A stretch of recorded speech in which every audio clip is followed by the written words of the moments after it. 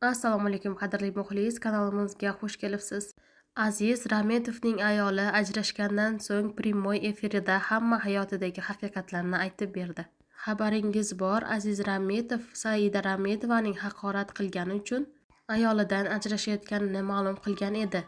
Nastarin bu janjallardan so'ng o'z Instagram sahifasiga muxlislariga iltimos bilan chiqdi. Iltimos qilaman, yosh bolalar nerv patologi bo'lsa va qattiq asabiylashishdan ikkala qo'lim ishlamayapti. Shunga ham shifokorlar kerak deb post qo'ydi. Bundan ko'p o'tmay o'z prямой efirida shunday deydi. O'zimdan o'tganini o'zim bilaman. Shuncha vaqtdan beri chuqur depressiyada yashadim. Hammani hurmatini joyiga qo'yishni xohladim, ammo men ham odamman. Ayol degani hamma yo'qni ko'taradi degani emas, mening ham sabrim bor.